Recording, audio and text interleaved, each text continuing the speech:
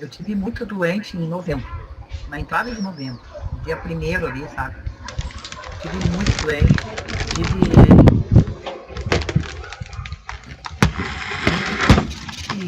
23 dias com Covid, tive muito mal. Junto com o Covid eu tive cianose e naquela época também me estourou o ciático, me estendeu o ciático. Foi um mês bem difícil, bem complicado para mim. E me deu gengivite, cara, tá?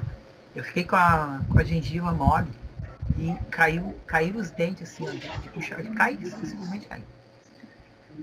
Daí eu tive que fazer um tratamento para elas endurecerem e agora em março eu vou conseguir começar o tratamento para replantar, para fazer, né, a prótese, certo? Então o professor não está num bom aspecto, mas eu tive lá do outro lado, em novembro.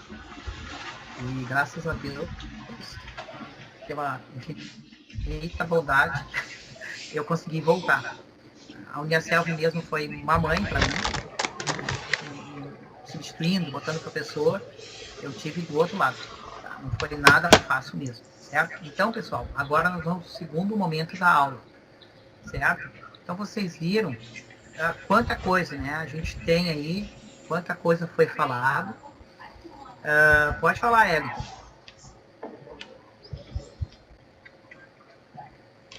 Graças a Deus a gente esperou. O Wellington queria falar?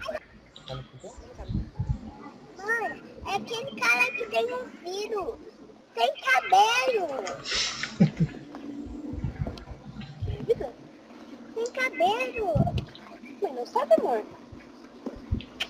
É aquele com o cabelo cortado igual meu pai. Olha o Mico.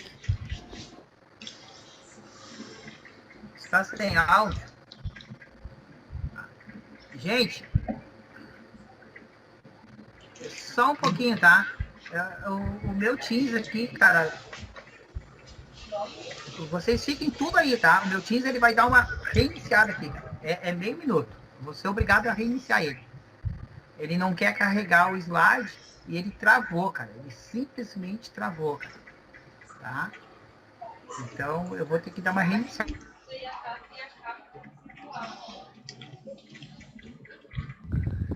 Caiu, gurizada. Só tô pelo bife de fígado.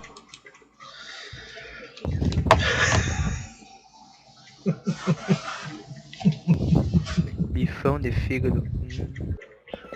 Acebolado. Alguém sabe qual é a hora da merenda?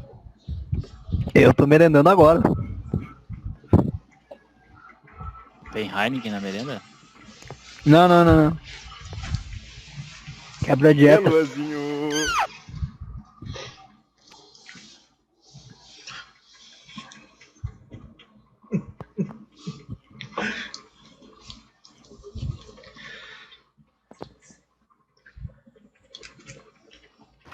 Tá mutado. Deu? Agora deu. Valeu. Aí, agora Obrigadão pelo retorno. Vamos lá, então.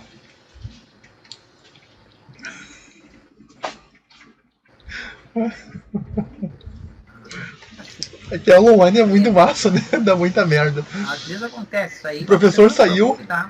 uma colega gritou assim: Aula, diz pra ele sair da cozinha que é eu que vou fazer os bifes de fígado hoje. Aí o professor fechou, né? Eu só tô pelo bife de fígado. Né? Agora nós vamos tocar a ficha. Só tô carregando aqui. Nós vamos agora entrar na unidade 1. Certo?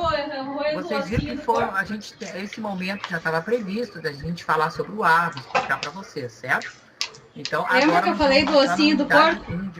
Lembra que eu falei do ossinho, que era para roer o ossinho? Mesma coisa. Vocês viram qualquer assunto que não for relativo ao pedagógico, vocês abrem um chamado lá no AVA de vocês. O pessoal que não estava na primeira aula aí, né?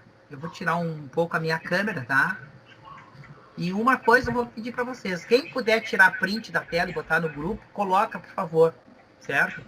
Eu tenho que fazer um registro da aula Eu sempre tem que fazer um registro da aula, certo? E esses dias eu esqueci de fazer um registro, daí a coordenadora me sancionou lá que eu, que eu não estava em aula, certo? Então dá esse apoio aí. Tá? Isso aí, pode colocar lá à vontade.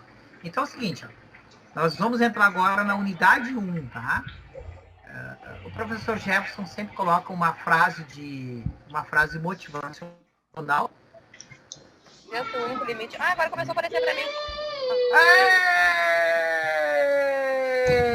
É tetra! Deus é pai. Amém. Você é seu Tava único faltando a frase, hein? É a frase. Aleluia.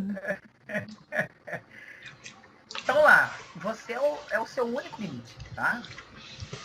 E é isso aí, gente. Vocês estão no Faltou ensino só a superior. parte do foguete e não tem ré. Vocês estão no ensino superior, tá? É isso aí. Vocês têm que se estudar, tem que se organizar. Vocês têm essa autonomia, certo? E depende de vocês. Vocês se lembram que eu falei na aula passada, né? Nunca se compare a ninguém. Se compare a você. Como você está hoje, como você vai estar daqui a 6 meses. Ok? Então, vamos entrar na unidade 1. Como está organizado o livro da Uniacel? Ok? A gente sempre mostra essa parte, porque às vezes o aluno ainda não se adaptou ao livro. E é uma questão também de tu se adaptar ao livro para tu ter um melhor entendimento e um melhor rendimento no teu estudo. Certo? Ok? Então vamos lá. O livro é dividido por unidades. Geralmente os livros têm 3 unidades, tá? Um que o outro vai ter 4, mas esses é bem lá para o fim do curso. Então, as unidades são as grandes divisões do livro, digamos assim. E, obviamente, que se tu fosse estudar uma coisa muito longa, o que é ciência? A gente já tratou disso, vai tratar de novo. O que é ciência? Ciência é tu entender um problema em partes e depois tu juntar tudo.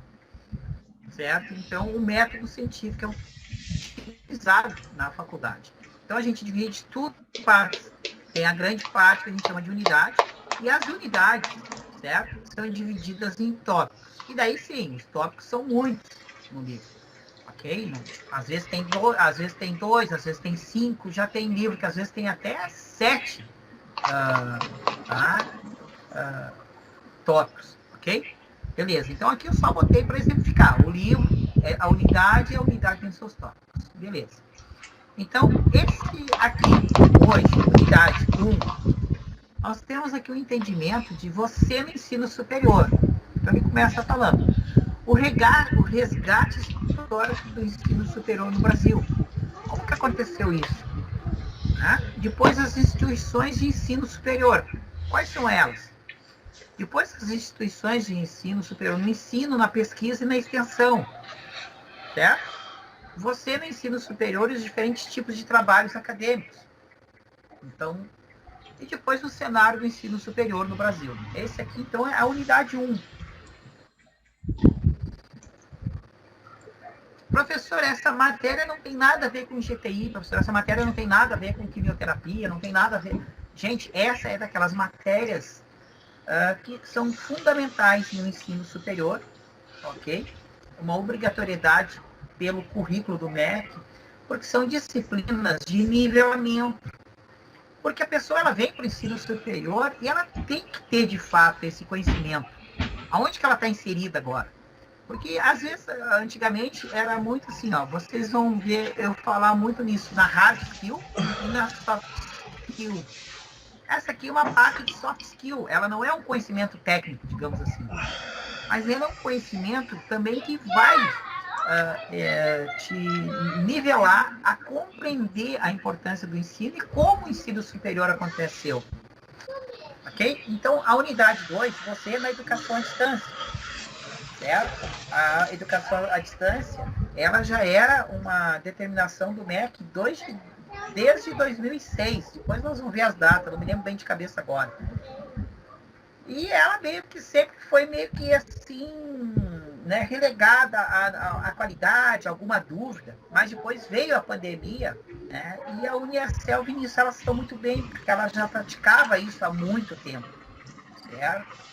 Então, ela conseguiu ter, né, a nota máxima no MEC, em aproveitamento, a experiência dela já estava muito bem aprimorada, certo? Tanto é que tem muita faculdade hoje que é ensino à distância e tu tem aula gravada. Então, a Uniacell já estava praticando isso aí, eles conseguiram dar um disparo muito grande. Depois, a unidade 3, perspectivas profissionais, um desafio. Competência para o mercado de trabalho, postura profissional, como criar oportunidades e estratégias para o sucesso. Okay? Então, hoje nós temos a unidade 1, você no ensino superior. Então, nós temos esses assuntos aqui para falar, para compreender. Okay? Isso não é uma parte bem histórica, não é uma parte, digamos, tão difícil de compreender, certo? E a gente tem que saber como que aconteceu, certo? Como que aconteceu isso? Então, o resgate histórico, as instituições de ensino superior no Brasil, a IF, os assuntos, certo? Vocês veem que a unidade 1, ela tem 5 tópicos, certo? Então, aqui ele já mostra, ó, como que a gente estuda. Isso aqui é um método científico, para vocês saberem. Então, o método científico é tu dividir em partes para compreender um todo. E nós vamos falar muito nisso. A partir do semestre que vem, vocês ainda vão falar mais do método científico, porque esse é o momento que a gente começa a introduzir o TCC. Mas esse nem é o assunto de hoje, tá? A gente começa a introduzir a pesquisa, o paper, que agora não chama-se mais TCC. No ensino à distância, ele é o paper. Então, como funciona isso? A gente sempre estuda uma coisa em parte para a gente compreender o todo. Então, a unidade 1 está aqui, os tópicos dela, exposto para a gente, certo? Bom, vamos em frente. O tópico 1, certo? Então, olha só. É aquela perguntinha assim, ó, a pergunta mais fácil. Vocês vão botar no chat. Que ano foi descoberto o Brasil? Que ano foi descoberto o Brasil? Faz tempo. Quem lembra aí? Mas essa é fácil. Foi no chat. Que ano foi descoberto o Brasil? Faz tempo. Muito bem. Olha aí. Essa é uma parte importante. Em 1500 o Brasil foi descoberto. Faz tempo. Mas é um país novo, digamos assim. Ok? Então a gente sabe, né? O Brasil foi descoberto por Portugal.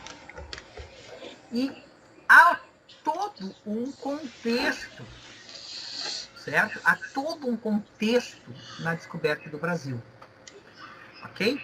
Portugal e a Espanha dominavam o mundo nessa época. Eles, através das navegações, ok? E também há um contexto. Em 1500, nós estamos em plena era medieval, certo? Quem é que dominava o mundo na era medieval? Na Idade Medieval. Quem dominou o mundo na Idade Medieval? Havia um poder sobre todas as nações, muito forte, muito poderoso. Não era a igreja. A igreja romana, exatamente. Certo? Então, a influência maior, o poder acima do Estado naquela época, era a Igreja Católica Romana, certo? Então, obviamente, quando o Brasil foi descoberto, vocês veem qualquer gravura, já tem ali uma imagem, né, do Frei Caminha, com a cruz, organizando uma missa, ok? Então, a palavra do Papa, né, nessa época, tinha uma lei chamada Ex Cátedra. A palavra do Papa era a palavra de Deus na Terra, no mundo. Então, a própria história, quando eles chegam a colonizar o Brasil, a primeira coisa que Portugal viu aqui mesmo, na verdade, Portugal não teve um interesse no Brasil em 1500. Nenhum. E vieram para cá depois muitas caravelas de Portugal, muitos navios, a colonizar, a viver aqui. Não sei como que eu faço para Na voltar o vídeo. verdade, o Portugal só foi descobrir, assim, digamos, o potencial econômico de extrair madeira do Brasil há 70 anos depois, em 1570. É o filho do Ronaldo? Não sei, começa não, a acho que não. extração do pau-brasil. Até lá, esse lugar aqui era terra de Santa... Pensa que Capetinho pega a estação direitinho. Sei lá, Santa Cruz, Vera Cruz. Era terra de Vera Cruz. De 1500 a 1570, o Brasil aqui, esse território era Ilha de Vera Cruz. Só esse nome. Só em 1570 que eles começam a entrar mesmo, de fato, para dentro do Brasil, do território, 70 anos depois deles terem pisado aqui, e fazer a extração, e ver os recursos que tinham, e a levar para a Europa. Nesse período, o que acontece? A Igreja Católica, ela vem e monta as escolas jesuíticas. As escolas jesuíticas têm um fundo histórico, porque em 1517, essa ninguém vai saber o que aconteceu em 1517 na história humana. Qual foi o grande evento do ano de 1517? Na Europa, na Alemanha, precisamente, em 1517. A Reforma Protestante. Há uma cisão na Igreja Católica, ok? A Reforma Protestante. Os luteranos se separam da Igreja Católica, ok? Claro que eu estou resumindo a história. Então, não havia muito interesse. Mas quando surge um movimento protestante muito forte, isso aí, Luiz, Martim Lutero, quando surge esse movimento muito forte, eles formam as cruzadas jesuíticas, tá? E o que eles dizem assim, ó, tem Portugal, daqui a pouco os protestantes vão lá, o que vão fazer? Então agora a igreja vem para cá, a igreja já estava aqui, mas eles montam escolas, certo? Primárias para catequização, alfabetização e catequização no primeiro momento. E de 1570 a 1808, a igreja, ela dominou o Brasil aqui praticamente. Ela que fundou escolas, e isso foi muito bom, porque ela deu a primeira escola que teve no Brasil, foram feitas pelos jesuítas, mas era uma escola muito primária. E nessa escola só iam os filhos de latifundiários, raramente ia índio, raramente ia filho de empregado. Não havia, assim, um grande interesse em alfabetizar. E o índio mesmo não queria muito ir, porque a escola tanto alfabetizava como catequizava, mas ele não queria deixar a religião dele, né? Que é o animismo, ok? A classificação que a gente dá, certo? Então, Pode falar, Patrick. Só pra avisar, tem uma colega no grupo do WhatsApp avisando que não conseguiu entrar na videochamada. Só pra avisar mesmo. Pois é, agora, essa hora, né? Só posso botar o link de novo lá, tá? Ó. Só vou botar o link da aula. Agora, essa hora, a gente não tem como resolver. Desculpa atrapalhar, tá? Não, rapaz. Então, o que acontece? Há uma primeira educação no Brasil muito primária. E o Brasil, até 1808, então, digamos assim, as escolas eram fundamentalmente católicas, ok? Elas davam ensino primário, algum ensino profissionalizante, porque os jesuítas fizeram um bom trabalho de educação, mas era apenas um domínio total. Bom, com a Revolução Francesa em 1789 e a ascensão de Napoleão cada vez mais dominando a Europa, o rei de Portugal, muito esperto, disse, daqui a pouco o Napoleão está conquistando territórios, daqui a pouco ele chega em Portugal, e para salvaguardar a segurança dele e da família, eles vêm para o Brasil. E o pessoal diz, não, a terra lá é muito boa, rei, tem vários recursos. E veio uma comitiva, então, vem caravelas reais enormes, tá? Eles fazem uma verdadeira invasão e vão, inclusive, para o Rio de Janeiro, que vai ser a primeira sede nacional, ok? Estou resumindo, não vou entrar em muitos detalhes para vocês compreenderem. Isso foi de uma fundamental importância para a história brasileira, a vinda da família real. Porque o rei, apesar de não ser adepto a Napoleão, simpatizante, tá? O que acontece? O rei, ele tinha uma ideologia mais liberal. E quando ele chega aqui, olha só, o Brasil já tem 300 anos com a chegada dele aqui. Quando ele chega aqui, ele assina um decreto nacional, um real, tá? De liberdade religiosa, e daí abre para os cultos atos, que era uma coisa proibida, uma coisa perseguida, e também abre para os cultos protestantes. Então, foi uma coisa muito importante para as liberdades individuais também, a chegada da família real no Brasil. Uma outra coisa que acontece, tá, muito importante, que ele começa a reaver essa questão das escolas. Somente uma parte primária, então ele começa a já tentar fazer algo profissionalizante, certo? Então há, de fato, esse momento histórico começa a mudar, foi algo muito importante, começa a mudar o cenário, certo? No Brasil. Então, assim, começam a ser formadas as escolas, tá? No Rio de Janeiro, na Bahia, tá? Que está aqui, ó, foram criadas as escolas de cirurgia e anatomia em Salvador, tá? Depois, a do Rio de Janeiro. Então, começam essas duas, ok? Só que não são ainda nessa, digamos assim, nessa ideia que a gente tem na faculdade hoje. Eram voltadas para aquilo ali, medicina, anatomia e cirurgia.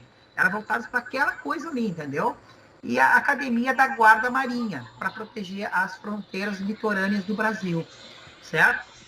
Então, ainda era uma coisa assim, mas já foi uma abertura nova, certo? Já foi uma nova abertura, já se revelou um novo cenário com a vinda da família portuguesa. Isso foi uma grande mudança em toda essa história. Senão, nós ainda ia ser aquela coisa, tá? Para vocês terem uma ideia, no Brasil, na América Latina, a República Dominicana, em 1520, a República Dominicana, que é um paizinho pequeno dentro da América Central, foi o primeiro país da América a ter uma faculdade. Depois vai ter o Peru, vai ter El Salvador. O Brasil é o último país da América a ter uma faculdade conhecida. Certo? Aqui começam as escolas, universidade, é só uma parte do ensino, é só medicina. Ainda não tinha o direito, a filosofia, outros estudos. Então era voltado só aquilo. Ainda não é a faculdade do sentido de todos os saberes. Mas foi um grande passo, foi muito importante, então. Começa a mudar essa política da educação, certo? Então, esse fato histórico mudou o nosso cenário. Bom, então, o que vem de lá? Vem a influência do modelo francês e alemão, ok?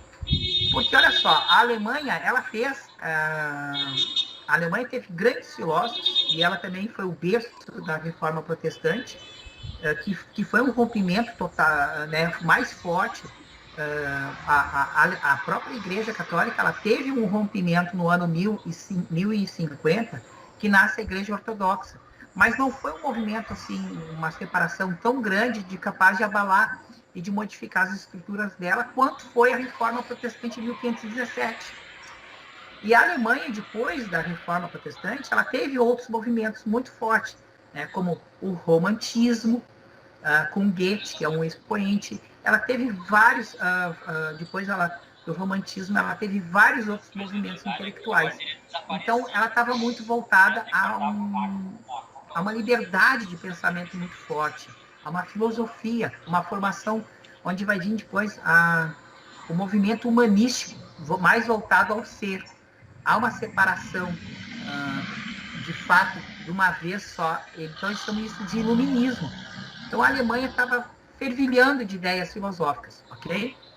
E a própria a França, ela teve sua reforma, a sua Revolução Francesa, e ela deu início à Revolução Industrial, o nascimento da burguesia. Então, esses dois modelos foram os mais influentes naquele momento. E E o Brasil, ele se dava bem com esses dois países, tanto a França e tanto a Alemanha. E muitos iam daqui estudar lá, os filhos de grandes engenheiros iam daqui estudar tanto na França ou tanto na Alemanha. Nós temos aqui no Rio Grande do Sul, por exemplo, cidade de Pelotas, que é uma cidade que é praticamente a França dentro do Rio Grande do Sul. Porque desde os tempos remotos, tá? Sempre houve esse intercâmbio de gaúcho indo para a França e francês indo de lá para a cidade de Pelotas. Tá? A reforma dividiu católicos e evangélicos é protestante.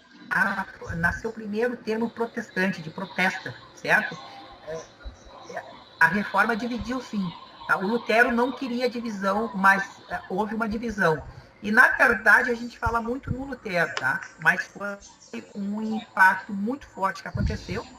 E, na verdade, o primeiro país a romper totalmente, dividir com a Igreja Católica foi a Inglaterra. A primeira da igreja que surge na Reforma, na verdade, foi a Igreja da Inglaterra, a Igreja Anglicana, tá? Ai, caiu o slide ali. Vou voltar ali no slide, tá, gente?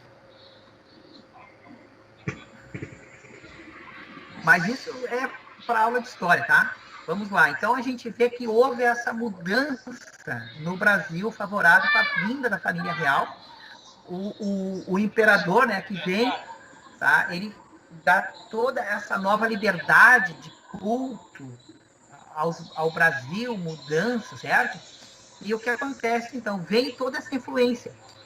Vem a parte humanística, essa formação humanística, filosófica da Alemanha, e vem toda essa questão de formação profissionalizante da Revolução Industrial Francesa. E isso é muito importante, porque quando há uma reforma, há um novo modelo de indústria na França, na aceleração da produção, a Revolução Industrial. Então, por exemplo, o que eles pensaram assim? Pensaram certo, o que pode fazer um país rico? É profissionalizar a sua mão de obra. Tá? Então, vem esses dois modelos de ensino, e nós pegamos esses modelos para nós agora, porque há uma liberdade de vir de fora, ok? Não é mais uma escola pensada só para catequização, ok? Digamos assim. Então, vem muito forte isso para dentro do Brasil, esses dois modelos, certo? Assim começam a surgir modelos também no Brasil com a atualidade brasileira, com a conjuntura brasileira, certo? Começa a haver um interesse maior e nós estamos muito atrasados, né? Então, hoje, como funciona isso? A primeira faculdade mesmo, de fato, nomeada no Brasil, tá, é a USP de São Paulo, por decreto de Getúlio Vargas, em 1930. Olha só, o Brasil só foi ter uma lei mesmo, montando uma universidade com as suas faculdades legalizadas, autorizadas por uma lei federal, com todas as benesses, em 1930, por Getúlio Vargas. Uma loucura, né? O Brasil é o último país da América a ter, de fato, na sua Constituição, tá, as defesas, soberanias para a formação de uma universidade com seu leque de faculdades dentro. Tá? Então, é regulamentado hoje pelo Ministério da Educação e Cultura, o MEC, certo? Então, ela que regulamenta o ensino superior. Ela tem um órgão lá dentro que chama-se CAPES. Então, a cada período de tempo, eles fazem toda uma avaliação. Essa CPA que vocês respondem, vai tudo para eles também. Por isso que a gente orienta, né? Vocês têm que avaliar o curso, o professor, porque professor, o curso tem que passar por reciclagem. Isso tudo é modificado constantemente, certo? De semestre em semestre vem novas regulamentações, vem novo material, vem novo treinamento. Tá? É uma coisa, assim, que praticamente nunca para, certo? É uma coisa viva. Por quê? Porque envolve pessoa. As necessidades, as mudanças são constantes, certo? Então, o MEC faz de períodos essa auditoria no método, no material, no professor, no modelo, na infraestrutura, ok? Então, hoje nós somos totalmente regulamentados, né? né? Então foi um grande, digamos assim, foi um grande caminho, certo? Se vocês verem, 1500 foi descoberto. E só foi em 1930, nós temos aí um período de 430 anos para ter regulamentado de fato, um ensino superior, né, com as suas cátedras, com as suas disciplinas, suas faculdades. Ok? Deixa o professor pegar uma aguinha. Tá? Então, isso é um ensino que a gente chama de nivelamento, certo? Coloca aqui no chat, você conhecia parte dessa história? Não conhecia? Põe sim, não, sim, não. Não conhecia? Põe não. Conhecia alguma coisa? Põe sim. Enquanto eu tomo aqui uma coisa para goela.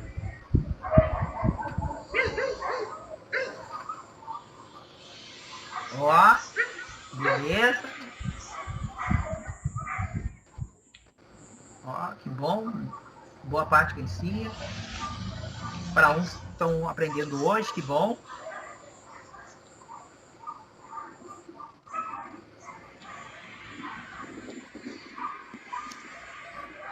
O mundo é uma globalização, sempre foi, né? Na verdade, uma coisa estoura aqui, acontece aqui e influencia ali, né?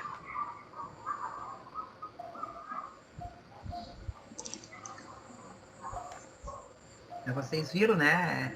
Às vezes o pessoal fala assim, Revolução Francesa, né? Mas o que isso tem a ver com a gente? Tem que ir mais a fundo. Vocês viram? Isso influenciou nós. O rei lá, né, com medo da dominação francesa, acabou vindo para cá. O Napoleão estava ficando muito poderoso na Europa, dominando muitas nações, as nações seguindo ele, né? Sim, o Instituto Universal Brasileiro, que é um dos pioneiros no ensino à distância, certo? Mas depois nós vamos ver o ensino à distância já existe desde 1700. Tem um monte, né? Que legal! Jean Droskner. Fiz um curso sem ter máquina de escrever. Que legal. Eu tenho curso de datilografia, tá? Eu digito há mais de 30 anos, né? Então vamos lá. Então nós temos que ter um entendimento, sabe? Eu vou tirar um pouco a minha câmera, porque às vezes a qualidade fica ruim.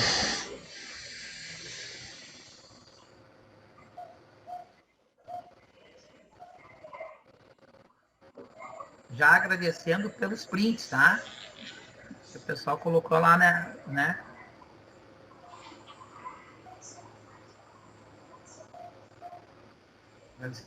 O print que tá bem relatado aqui, ó. Então, olha só. Vamos lá. O que é faculdade? Caracteriza-se por oferecer um ou mais cursos de graduação. Ok? Então, agora vocês estão no ensino, vocês estão na graduação, ensino superior. Ela não tem autonomia universitária. É uma instituição de ensino superior que não apresenta autonomia para conferir títulos e diplomas, os quais devem ser registrados numa universidade. Então, o grande guarda-chuva é a universidade. A faculdade é uma fatia. Se lembra da aula passada? Eu desenhei o guarda-chuva, certo? Eu mostrei lá as áreas do conhecimento humano. Se lembra daquele material, as áreas do conhecimento humano? Como é que a gente vai entender todo o conhecimento humano? Não tem como conhecer todo o conhecimento humano. Então, eles dividiram em grandes áreas, humanas, biológicas, agrárias, aquela coisa toda, exatas. E daí, ainda dentro daquelas áreas, foram subdividindo a chegar nas faculdades. Então, a faculdade é um ensino superior de uma área, ok? Mas ela, para ter autonomia, ela tem que estar dentro de uma universidade. O que é isso? Algo que engloba todos os outros conhecimentos junto, certo? Então,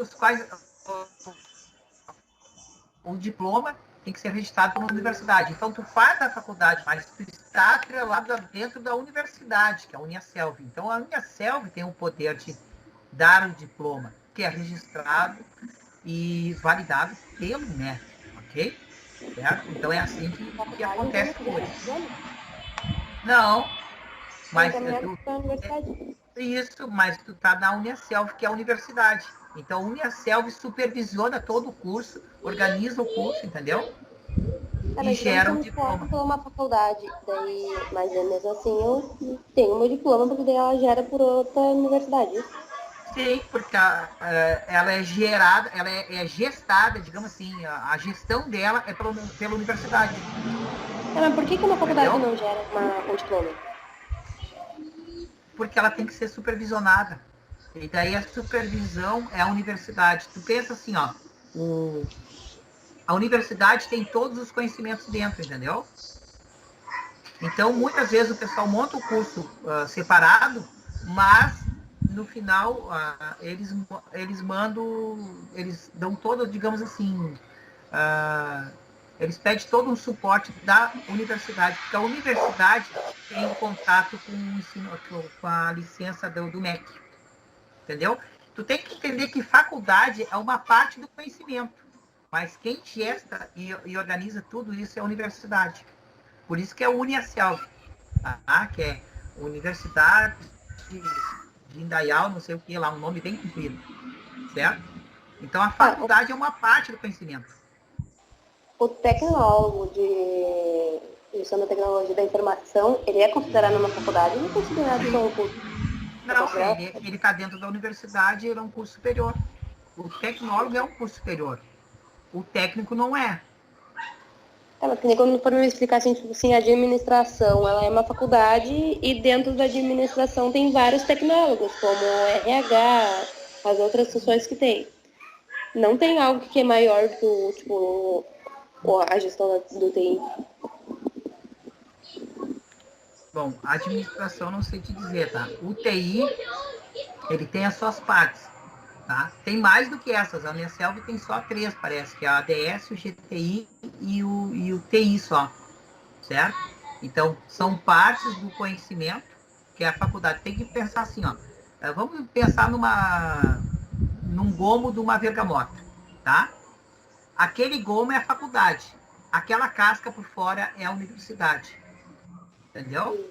Que gesta tudo aquilo.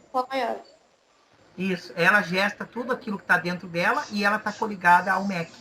O MEC autoriza ela e o MEC supervisiona ela. Então ela supervisiona as áreas que tem dentro dela, para manter sempre aquele nível de qualidade que o MEC exige. No caso, sem o MEC, nenhuma universidade existiria para gerar um diploma. Exatamente. Por isso, até vou escanear meu diploma, mostrar na aula que vem para vocês, tá? Que vem um QR Code atrás ali, que tu printa aquele QR Code e ele leva pro site do MEC, dá todo o histórico do curso e tal. Show. Entendeu? O nosso aqui é tudo regulamentado pelo MEC. Estamos regularizados, então. Não, e tu tem que ver o peso que tem isso, né? Certo? Depois eu vou dar também o link, tá, do currículo Lattes do professor também, que tem que ser registrado no MEC, né? Tá? É uma coisa bem maluca, tá? O gomo da bergamota é o seguinte, tá? Que alguém pediu, assim, ó. Pensa que cada um dos gomos é a faculdade. A casca em si, a estrutura, é a universidade. A universidade é ligada ao MEC, que regulamenta toda a solicitação. Tem que ter isso, tem que ter tanta carga horária, tem que ter hora complementar, o professor tem que ter tal curso, tudo. Então, a universidade contrata, faz tudo isso, organiza, e daí as partes do saber são a faculdade. Tu faz uma faculdade de ADS, mas tu está coligado a uma universidade que está regulamentada pelo MEC. E tem mais um órgão ali no meio do MEC, tá? Que é o CAPES, certo? Vocês já ouviram falar em ENAD, né? Por isso que ao final do curso, vocês também terão depois questões e provas do ENAD, que é o que regulamenta o ensino superior no Brasil. Que é tudo do MEC. Na verdade, eu ouvi essa palavra para o Big Brother, né? A menina falando sobre. Ah, tu entendeu? Tá?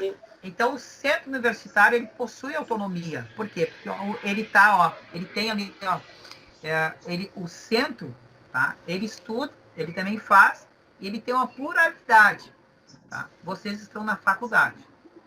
Universidade equivale ao centro, no entanto, para elas a pesquisa. A universidade já é mais voltada à pesquisa e condição obrigatória. Tá? Então, mas ela que está ligada ao MEC. E a faculdade está dentro dela. Mas tem campos que são só de pesquisa, digamos assim. Daí eles são de um assunto só humanas, só administração, certo? Então, tem toda essa coisa aqui, ó. E tem aqui o estrito sensu e o lato sensu, tá? O que é isso aqui, ó? O pós-graduação estrito sensu é o mestrado, ok? Tá? Então, tu faz a graduação, o pós-graduação e tu pode fazer depois o mestrado, que é o estrito sensu, ok? Então, quem regulamenta todos nós é o MEC. Se não está coligado ao MEC, nada feito, tá? Então, sempre tem que ver mesmo, de fato, né? Porque existe faculdades isoladas. Exatamente, nós vamos ver depois faculdades confessionais, faculdades montadas dentro de sindicato. Existe, vocês sabiam? Existem várias faculdades dentro de sindicato. Não está coligada, às vezes, ao MEC. O cara tem um diploma da faculdade lá assina, foi um grupo de professores que montou, só que não está regulamentado no MEC. Não é ensino considerado superior, tá? Tem faculdades que não é regulamentada? Tem, os caras fazem dentro de sindicato. Dentro de clube. E como é que a gente sabe que, tipo assim, isso daí não tem regulamentação, como é que eu vou... Pois é. Eles dizem que não é? Tu tem que exatamente pegar aquilo e praticamente jogar o nome dos caras na internet e procurar se eles têm um registro no MEC. Tem muita coisa, né? Pelo próprio site que também dá para ver, a gente consegue entrar lá e ver e procurar os cursos e as faculdades que estão regulamentadas. É só colocar o nome lá na busca que ele mostra quais estão e quais não estão. Muito obrigado. Ô Caroline, eu entendo a tua preocupação, sabe? Porque eu, quando fui mesmo me inscrever na Uniaselv em 2015... Vai estar na aula agora, tá? Eu fui lá correndo lá no site, né? Tá, espera aí, tá? Eu não conhecia, né? Eu já não vi por esse lado, espera aí, tá? simplesmente me inscrevi e fui, não vai na sorte, entendeu? E a propaganda da Uniaselv fala, né? Nota máxima no MEC, eles tiraram a nota 5 vezes de fato, né? E tal, aquela coisa toda, e a gente passa por treinamento. Nossa, tipo, eu depois que eu entrei, eu conheci a estrutura e tal, e depois mesmo que eu entrei como funcionário, né? Vendo, né? Todo o curso, todo preparado, daí tu vê, né? Os caras, eles merecem a nota máxima, a propaganda e tal. Mas, infelizmente, né? Existe muita falcatragem, existe, né? Eu acho que o Jean levantou a mão, Jean. Opa, isso, professor. Eu trabalho junto com o supermercado Assum e eles têm uma política interna de promoção dos funcionários. E para baratear o custo do ensino, eles têm uma faculdade interna. Então, tu te forma na faculdade interna e internamente na empresa eles te consideram como formado, entendeu? Mas fora da empresa não tem validade. Mas é mais ou menos essa a batida, né? Uhum. Muito obrigado pela tua participação. Eu tinha falado de sindicato, né? E é claro que é tanta coisa, eu tinha esquecido das empresas também privadas, que muitas vezes montam. Tu viu aí, Caroline? Ouvi. Tu viu? A importância da gente aqui, né? Tu viu? Eu sei que a Gerdau tinha alguma coisa nesse sentido. Tá? E às vezes eles têm com o Senai e com o Senac. Alguma coisa nesse sentido também. Ok? Mas não é uma questão mesmo coligada ao MEC, que é o Ministério da Educação e Cultura, aquela coisa toda, né? Que é um peso maior. Certamente que é o atrativo para o mercado de trabalho, né? Obviamente. Tá? Valeu, Matheus. Então, as instituições de ensino superior, elas podem ser públicas ou privadas, certo? Então, acontece, ó, as instituições públicas são aquelas mantidas pelo poder público, certo? Elas podem ser federal, pode ser estadual, pode ser municipal, também pode ser até mista, às vezes. Aqui mesmo, onde eu moro, em Sapucaí, tem mista, tá? Tem coisa que o município e o estado mantêm junto, certo? Então, essas instituições são financiadas pelo Estado e não cobram matrícula ou mensalidade, certo?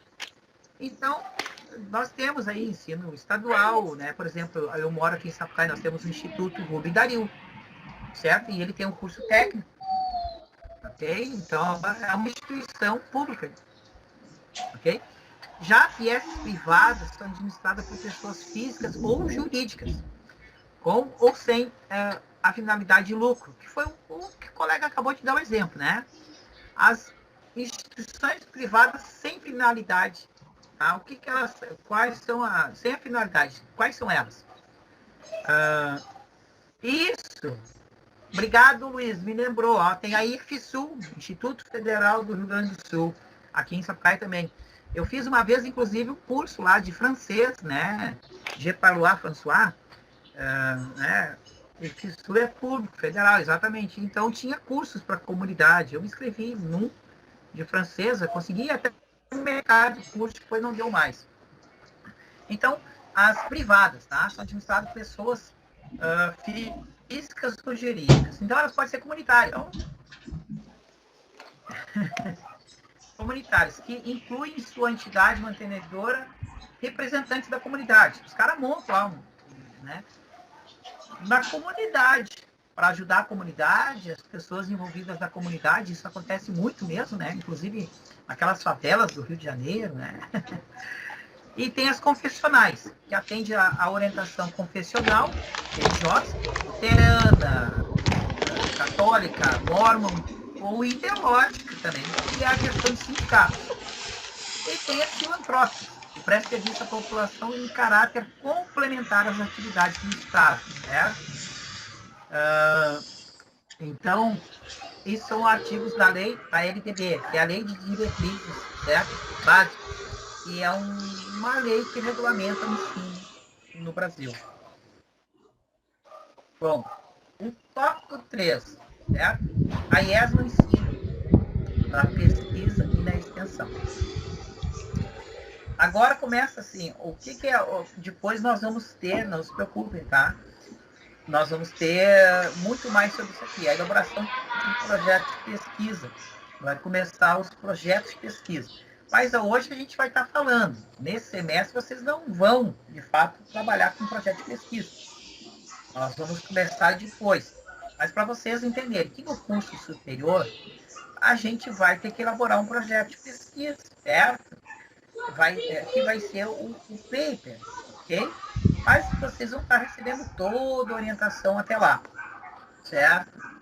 Então, é uma questão assim, ó, que o conhecimento que é feito, que é adquirido, ele tem que ser exposto, ele tem que ser público, publicado, ele tem que ser demonstrado.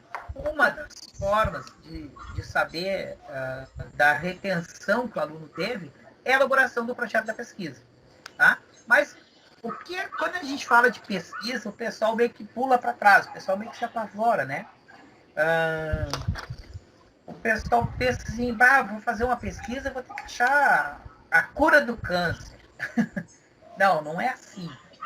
A questão de pesquisa, ela é uma polaroid, ela é uma foto de um momento, de um tema. Tá? Então, ela tem uma delimitação de tema e do problema de pesquisa. Então, é tudo muito em partes também. Isso. Quem já fez a IFSU está acostumado, beleza. Tá? Deixa eu ver aqui. Tu levantou a mão, Carolina, ou foi aquela outra vez? Foi a outra vez? Nem lembro mais pelo que eu perguntei, mas foi aquela outra vez. Então tá. Já deixa erguida já para ter certeza que eu vou perguntar de novo. Nossa! Charles, pode falar. Já que tu comentou, eu lembro que tu tinha comentado por alto na aula passada que a Unicelv não tinha TCC. Fica a pergunta, o paper é um substituto do TCC? É um TCC com um nome diferente? O que é? O que a gente vai ter que fazer? É uma regulamentação do MEC que ele fez, tá? A partir de 2006. Olha só, 2006, cara. Parece coisa nova, né? Mas já é antigo. É assim, ó. Tu vai fazer um paper a cada semestre, menos no primeiro. Então, são 6 semestres, tu vai fazer 5 papers. Ele é o substituto do TCC, para não fazer uma peça inteira no final. Vai ser feito durante o curso. Ok? Tá, mas qual o tamanho total é equivalente? É um tamanho de quase do projeto todo, de um TCC num semestre? Como é que funciona isso? Qual é a ideia disso? Não. Nós vamos ter aula só sobre isso, tá? Tá. Vai ter uma aula de orientação só para isso. Não. A partir do segundo semestre, nós temos essa disciplina. Tá. E ele é gradativo. e ele é gradativo, tá? Tu não começa fazendo o todo, tu começa fazendo por parte e depois tu vai montar ele por todo no último semestre, digamos assim. E vão ser 5 temas. É bem... não tem um único tema, e tem 5 temas. Tá certo. Tá? Não, beleza. Mas Valeu. não te preocupa, a partir do segundo semestre nós temos a disciplina. Então o projeto, tá, ele tem uma delimitação do tema e do problema da pesquisa. Então muitas vezes o pessoal pensa assim, vai fazer uma pesquisa e tem que fazer uma bíblia, um tudo, não. Ele tem uma delimitação, certo?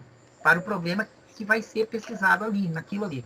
Ele tem que ter uma justificativa, uma metodologia. O que é a metodologia? Nós vamos também ter aula de metodologia, tá? Isso serve depois para o resto da vida.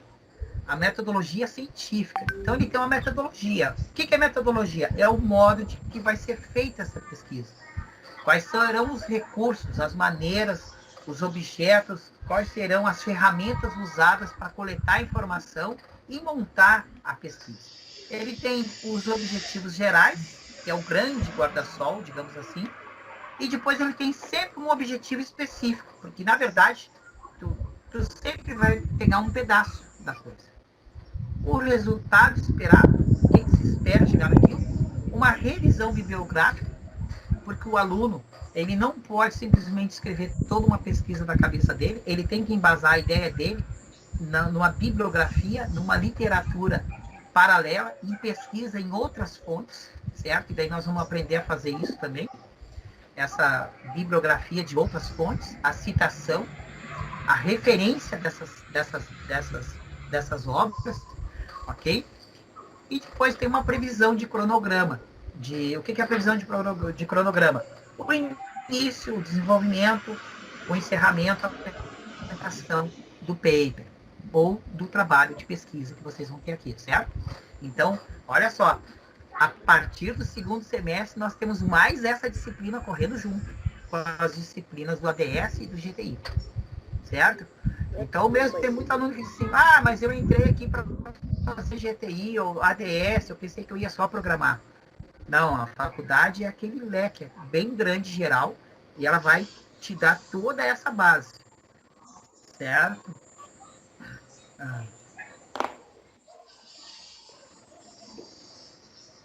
Bom, então você no ensino superior tem diferentes tipos de trabalhos acadêmicos. O que são os trabalhos acadêmicos?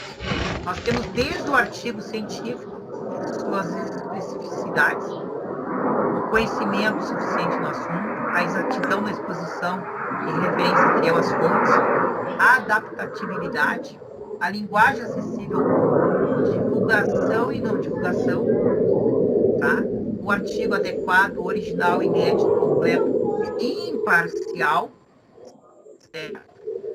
O artigo claro, conciso, preciso, coerente, objetivo, equilíbrio, unidade, honestidade e exatidão. Então, assim é como funciona o artigo, certo? Então, a gente sempre vai tratar desses meandros na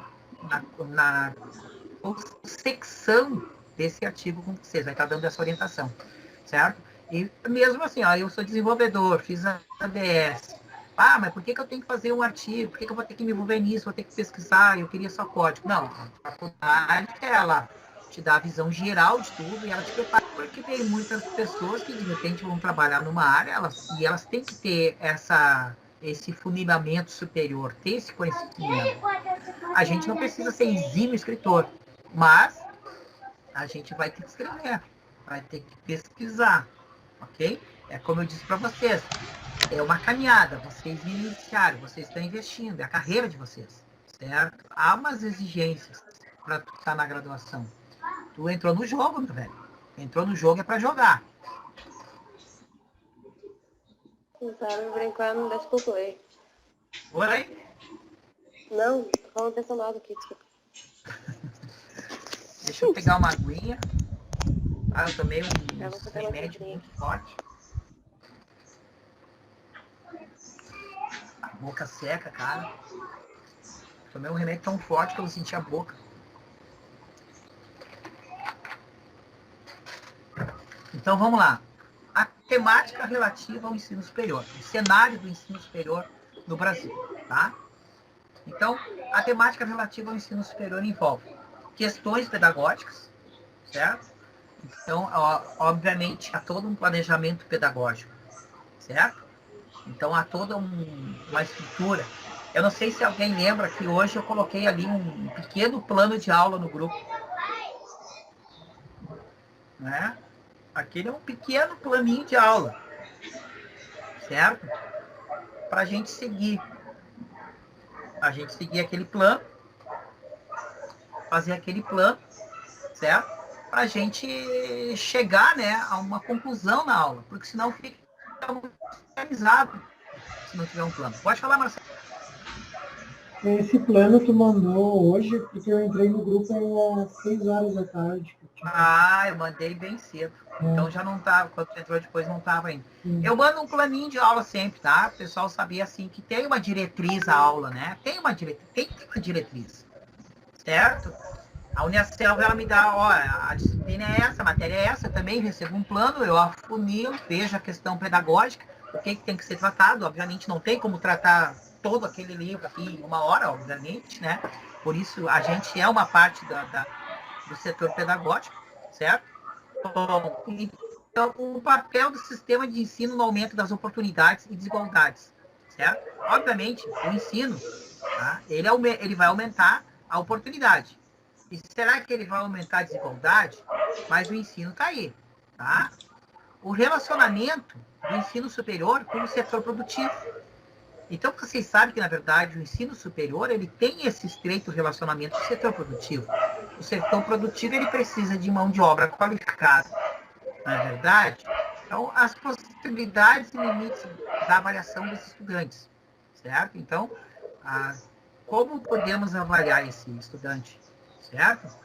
E vocês veem que a gente usa mais a palavra acadêmico e estudante, porque estudante, ele lembra um verbo. Acadêmico, né, ele lembra uma posição, ensino superior. E vocês podem ver que a gente usa muito pouco a palavra aluno, né? Até porque a palavra aluno, ela não tem uma raiz, digamos assim, tão nobre. Vocês sabem o que quer dizer aluno? Aluno sou eu. Aluno é... Oi? Aluno sou eu. Ele vem, né, de uma aglutinação, tá? Então, na formação da língua, né, a gente chama isso de aglutinação. Ele vem de alume. A quer dizer não, e lume é luz. Era aquele que não era iluminado. Tá? Então, na formação... A palavra aluno quer dizer aquele que ainda não tinha recebido a luz do saber. Tá? Por isso que a gente usa... Por isso que aqui a gente vai sempre chamar vocês de estudantes, porque é um verbo, é ativo, e vai chamar vocês também de acadêmico, porque vocês subiram o grau, vocês não são mais alunos. Para não ficar tão humilhante, né? Sem iluminações. Calma, vocês não são mais sem iluminação, vocês estão no ensino superior, vocês deram esse passo, entende? Quando falta luz, todo mundo vira aluno. Boa piada. Tem que estudar o brasileiro, né? Tá? Então, o papel do governo, do setor privado, do mercado, do financiamento e controle de qualidade no ensino e na pesquisa. Porque tudo isso há uma influência. Está tudo ligado ao ensino superior. A qualidade, ao ensino, a pesquisa, certo? As oportunidades de emprego, relação com o setor produtivo, tudo isso se atrela, não tem como. Bom, a boa parte dos brasileiros está nas trevas. Pode ter certeza. Eu estou lendo um livro do Jonathan Swift. O Jonathan Swift, ele escreveu As Aventuras de Gulliver. Um livro que tem 300 anos atrás. E numa das partes do livro, ele fala uma coisa assim, muito estupenda. A gente pensa, né, que a vida hoje virou isso, mas naquela época já tinha essas coisas todas. Ele fala assim, que em terra de feiura, a beleza é crime. E depois ele fala, em terra de ignorância, a inteligência é punida. né? E é bem assim, né? A gente vive numa sociedade corrupta porque o povo também se corrompe e vende o voto. E ele fala ali que o povo já vendia o voto há 300 anos atrás, né? E então o povo é isso aí, cara. Se tu for parar e pensar no povo, não, tu tem que fazer a tua caminhada, tu tem que seguir em frente e deixa eles. Segue a tua caminhada, segue o teu foco. Tá? Então aqui chegando no final da unidade 1, certeza, isso aí, Marcelo. Tá? Tem um questionário ali, tá? Então, claro, obviamente não tem como ver todo aquele questionário, eu peguei algumas aqui. Tá? Então, olha só. Uma outra coisa que alguém falou lá, assim, ó. Professor, eu li e reli o livro, tá? Eu li e reli o livro. Não estava escrito abertamente. Claro, tem coisas que tu vai ter que ler e tentar interpretar. Tu está no ensino superior, tem coisas que são ditas mesmo nas entrelinhas do texto. Não está abertamente, declaradamente, tá? Então, no fim da unidade 1 ali, há algumas perguntas, tá? Eu coloquei aqui apenas 3 para a gente fazer junto, certo? Para quem está chegando hoje, para quem não chegou ainda no fim da unidade 1, não viu os tópicos, tá? Então, ele coloca assim, ó, analisa as afirmações que seguem indicando se são verdadeiras ou falsas.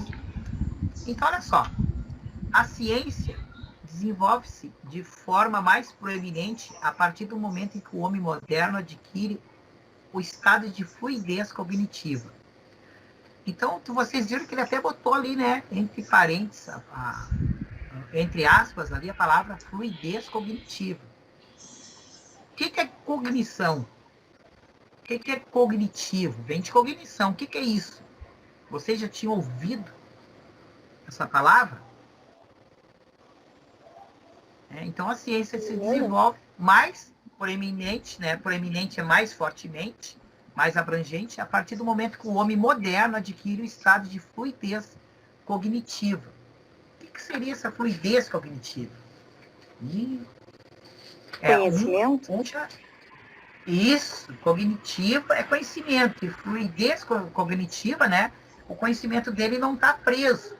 Ele usa diversos recursos, a metáfora, a parábola, a comparação, a analogia. Então, flui o conhecimento dele. Ele não está mais olhando para uma coisa fixa ali. Então, ele tem esse conhecimento paralelo. Também a gente chama de interdisciplinaridade. Certo? Depois eu vou mostrar ali a página do livro que falava isso mais ou menos. Bom, a habilidade de gerar e testar hipóteses está presente somente na raça humana. E por isso é que nós nos desenvolvemos, nós desenvolvemos a ciência. Hipótese. Gerar e testar hipóteses. Né? Daí teve até alguns alunos que entraram em contato comigo. Mas, professor, e o bichinho? O bichinho não gera, ele não testa. E aí? Por exemplo, macaco. O macaco não é um animal. Macaco? Ela mutou o microfone enquanto ela estava falando ali. Ele está desativando sozinho. O macaco ele não é um animal inteligente? Ele não raciocina? Por que só nós temos essa hipótese? Na verdade, eu acho que... Posso falar, professor? Pode. Na verdade, eu acho que cada espécie evoluiu para se adaptar melhor ao ambiente que vive. O ser humano simplesmente adquiriu o conhecimento para se adaptar melhor ao ambiente que ele vive e se destacar. Então, não é que os animais não raciocinam, eles só estão mais evoluídos para viver no habitat que eles estão. Tem macacos que usam ferramentas para quebrar nós, então eles estão na idade da pedra. E a gente só simplesmente desenvolveu mais conhecimento, entendeu? É o que eu acho, na verdade. Hipótese, posso... né? Pode falar. A questão, eu acho, ali, especificamente dessa alternativa, é sobre gerar e testar hipóteses, né? Isso. Não é assim sobre a gente nivelar o conhecimento da raça humana sobre as outras espécies. É porque, no caso dos animais, eles não têm como gerar e testar hipóteses em si. Pensar, se eu fizer isso, pode acontecer aquilo. Se eu quero resolver um problema, eu tenho tantas alternativas. Vamos ver qual é a melhor alternativa para chegar na resolução daquele problema. Somente o ser humano consegue fazer esse tipo de coisa. Muito bem colocado. Bom, vamos para a próxima ali, enquanto o pessoal já começou a pensar. Tá bom, é isso aí. Né? Vamos lá. A próxima diz assim, a capacidade de utilizar ferramentas que nos permitam usufruir dos recursos naturais faz parte do processo de desenvolvimento da ciência. Olha só, a questão de utilizar ferramentas, certo? E o ferramenta, pessoal, por exemplo, uma colher é uma ferramenta. E é uma das ferramentas, uma grande evolução, uma grande ferramenta, né, que foi criada. Senão o cara tinha que comer somente com as mãos, né? Uma colher é uma ferramenta. Uma pá é uma ferramenta, ok? Uma faca é uma ferramenta. Quando fala em ferramenta, o pessoal pensa, né, em grandes coisas.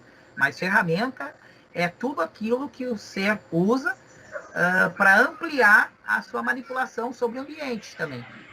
Então, olha só, a capacidade de utilizar a ferramenta nos permite usufruir dos recursos e faz parte do processo de desenvolvimento da ciência. Ou é verdade ou é falso, né? Vocês vão pensando aí.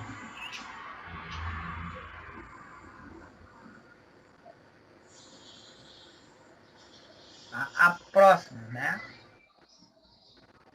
O uso de metáforas, né? Analogia quer dizer comparação, certo? Se torna mais efetivo quando ultrapassa os limites, mostrando de uma entidade viva com algo que é inerente, inerte, certo? Então, deixa eu só ver aqui, o Luiz ali, tal.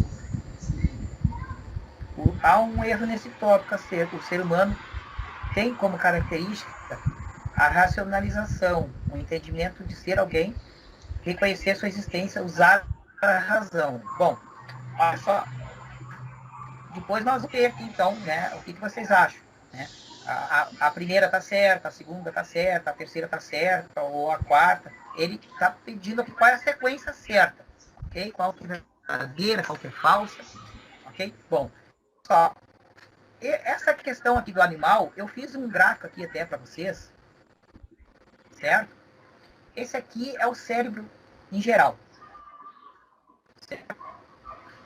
Eu sei que isso não está lá no livro, tá? Mas como eu fiz psicopedagogia, eu quero mostrar isso aqui para vocês também. Bom, olha só, um cérebro em geral tem 3 partes. Obviamente, eu sei que existe muito mais partes, mas é a parte geral.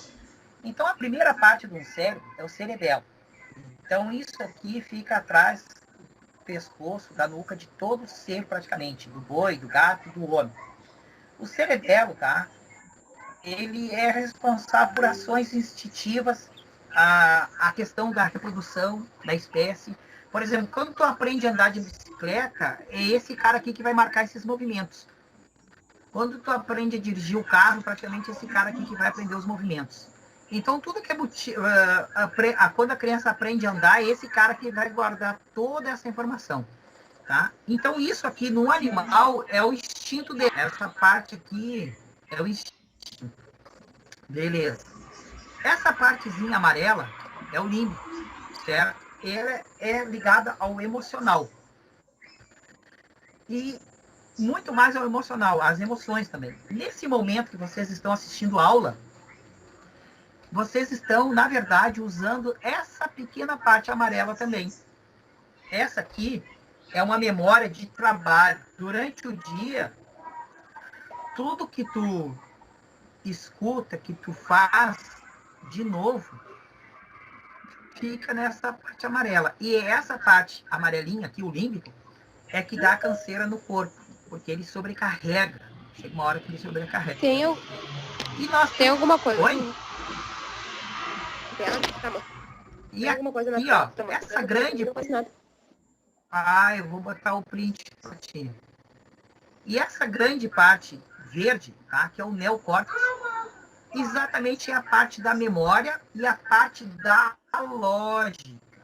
Tá? A parte da lógica. Ali fica a lógica. Aqui é feito as comparações e a lógica. O ser humano é o único que tem as 3 partes desenvolvidas. Tá? Por exemplo, os insetos, a lagartixa, faz só ao roxo aqui e rosa. Tá? Alguns animais, por exemplo, o cachorrinho que abana o rabo, o gato que ronrona quando te vê, deita no colo, usam parte também do sentimento. Mas as demais partes aqui de lógica e comparação, de fato, não há. Eles não têm desenvolvido isso, tá? Isso aqui é ciência, tá? Então aqui o ser humano tem toda essa capacidade. Quando nós formos estudar memória de computador, vocês verão novamente esse desenho, esse gráfico, tá? Certo? Porque a memória de um computador também é baseado em 3 partes, assim como o cérebro é. Claro que cada parte dessa tem as suas subdivisões, tá, gente? Mas eu apenas trouxe para mostrar a diferença. Então, de fato, a hipótese, ela é na parte racional ou na parte do instinto ou na parte da emoção? O que vocês acham? Aonde que seria feito a hipótese? Na parte do instinto, da emoção ou da razão? A razão, não é o córtex. Exatamente. Então, o animal ele não tem essa parte aqui desenvolvida. Certo? Então, o ser humano é o único mesmo capaz de testar e gerar uma hipótese. Há animais que podem ser treinados. Por exemplo, a zoologia já explicou que um cachorro pode aprender 40 comandos. Certo? E é um bom dicionário. Tá? Houve um símio, que agora eu não me lembro o nome, parece que é Mia. Há um símio que conseguiram, uma macaca, que eles conseguiram ensinar 1000 comandos. Mas foi única também. Certo? E ela parece que durou 40 anos. Então, há alguns animais que eles conseguiram. Mas isso é raro da espécie. É raro naquela espécie. Certo? Então, o cachorro, ele sabe que ele aprende 40 comandos. E ele tem uma parte também do sentimento desenvolvido. Certo? Então, inclusive, até o nivelamento de QI de alguns animais. Por exemplo, na Índia, se um animal atinge 4% de QI, ele é considerado sagrado, eles não matam aquele bicho de forma alguma. Tá? Eles só matam o animal que tem um QI abaixo de 4. Certo? Mas isso é estudado. Não é um animal muito sagrado, muito inteligente. Oi? A vaca não é considerada um animal muito inteligente, lá é sagrado, não é? Pois é, mas daí eu nem tenho tempo de te falar por quê. É grande história, tá? Eu fiz pós-graduação em teologia, eu estudei as culturas indianas, né? É bem grande a história. Outra hora eu te conto. Bom, observe as afirmações que seguem e posteriormente assinale a correta. Uma outra coisa que vocês têm que ter muito cuidado, tá na faculdade aí, nessas perguntas, é no enunciado. Olha só, ele está dizendo as corretas. Então, por exemplo, o cientista Carl Jung não é responsável pela descoberta do processo de dissociação da consciência humana. Daí tu tem que procurar lá no livro. O que é isso, meu Deus? Dissociação da consciência. Nunca vi falar nesse tempo. Então está dizendo que ele não é o responsável. A gente tem que ver se isso está correto ou não. Bom, aí está ali, ó, a construção do pensamento científico remonta a pelo menos 40 mil anos, com o surgimento do Homo sapiens, espécie que dá origem ao homem moderno, capaz de se comunicar com a língua falada. Beleza. Será que isso é verdade? Vamos ver. Ó, ele está dizendo que tem uma só correta. Por que existe o homem sapiens?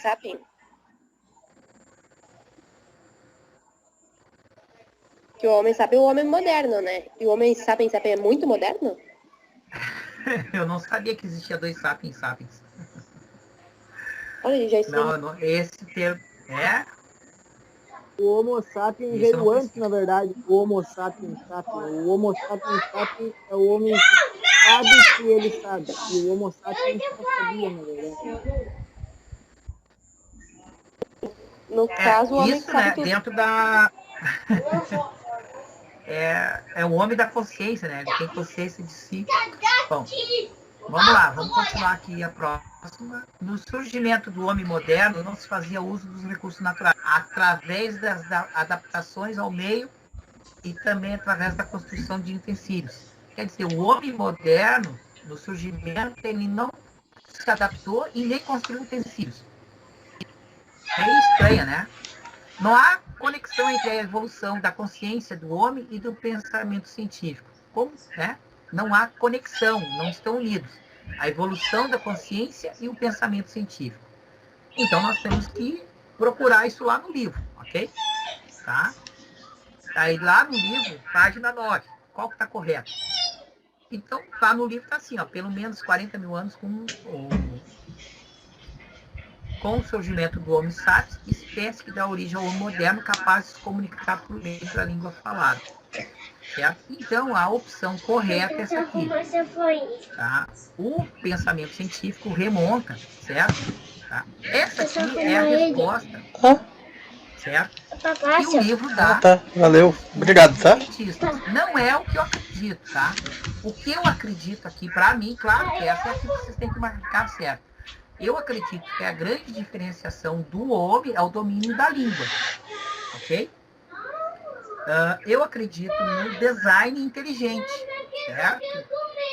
Aqui ele fala da evolução da espécie há 40 mil anos atrás. Eu, professor Jefferson, eu acredito no design inteligente, certo?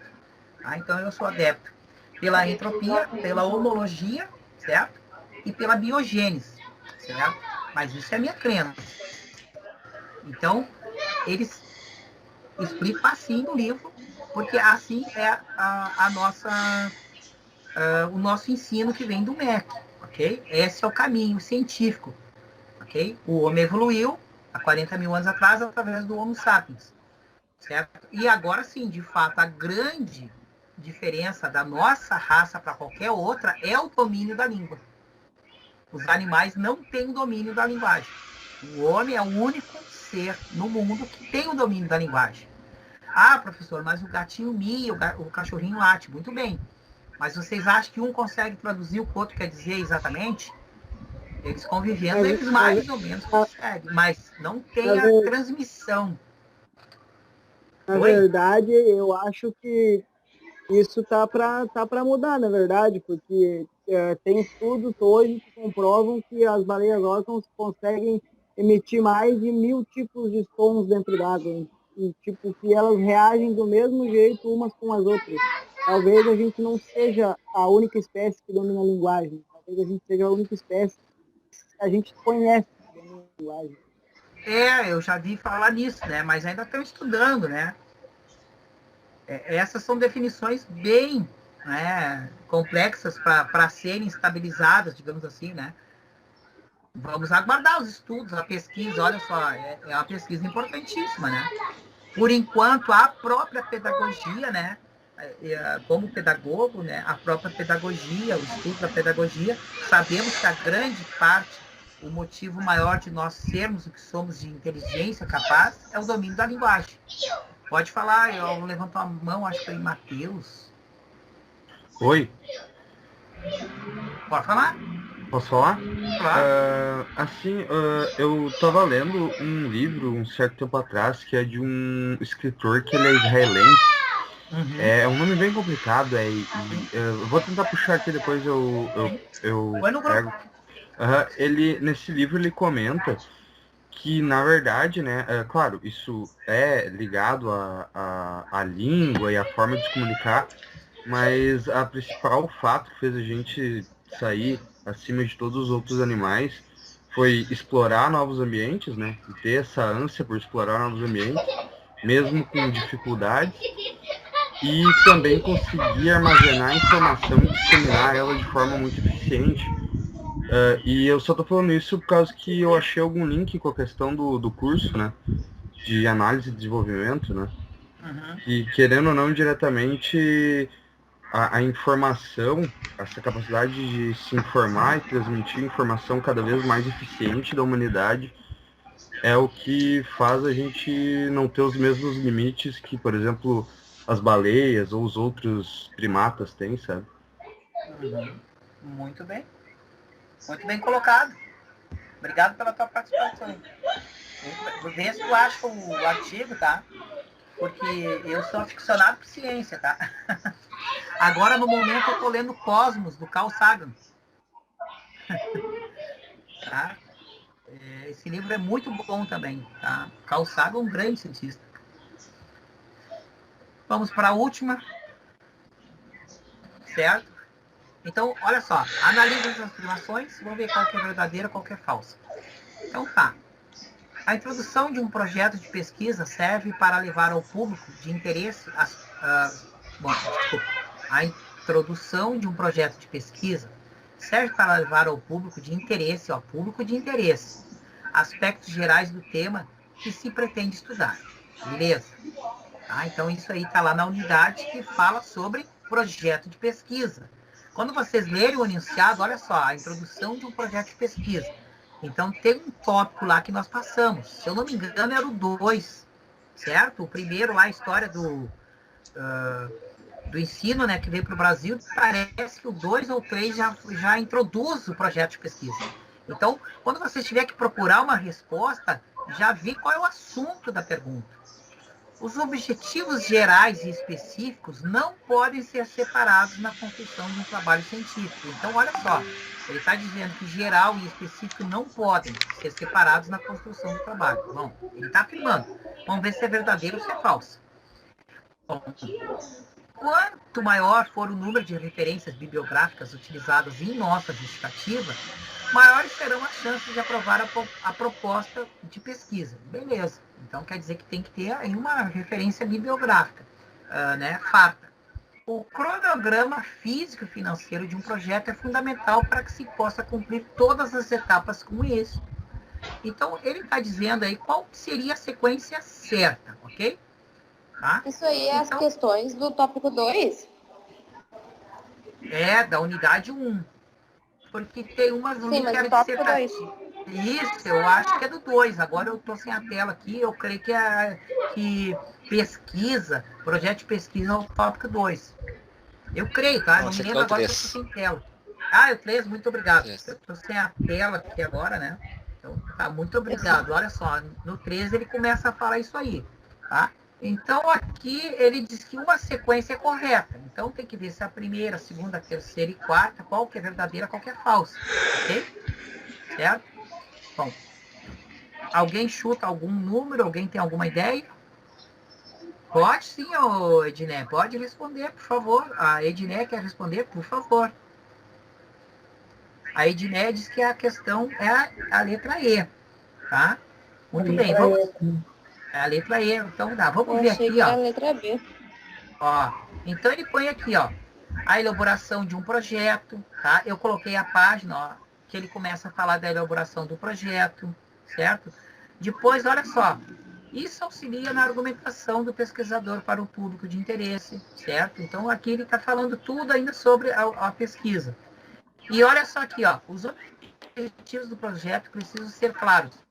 Recomenda-se separar em objetivos gerais e específicos, certo? Então, de fato, né, tá errado ali, ó, é essa aqui, é a 2. Então, a sequência certa, né, é verdade, falso, verdade, verdade. Ok?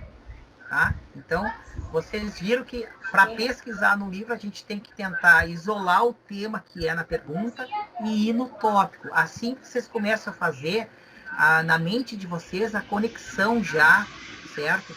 De começar a separar e a entender aonde que está a questão, ok? Certo? Então, essa questão já é um processo científico de tu separar as coisas, ok? Bom, vocês viram que ele acabou falando de Yang, acabou falando no livro de várias coisas, né? Que envolve filosofia. Eu não sei se é um conhecimento muito novo para vocês, se vocês gostam de filosofia, se não gostam. Quem gosta de filosofia ou quem quer conhecer um pouco, digamos assim, ó, a história da filosofia, um grande resumo, tá? Esse livro aqui é maravilhoso, tá? O Mundo de Sofia, do Just Gardner. Certo? Esse cara, ele pega assim, ó, ele faz um resumo, ele escreve uma história, um romance, digamos assim, tá? desde os primeiros filósofos até os últimos filósofos da nossa era agora, tá? E ele vai resumindo o pensamento e a influência de cada filósofo dentro de uma história. E o livro acaba numa grande sacada filosófica. Dá só um minutinho aqui.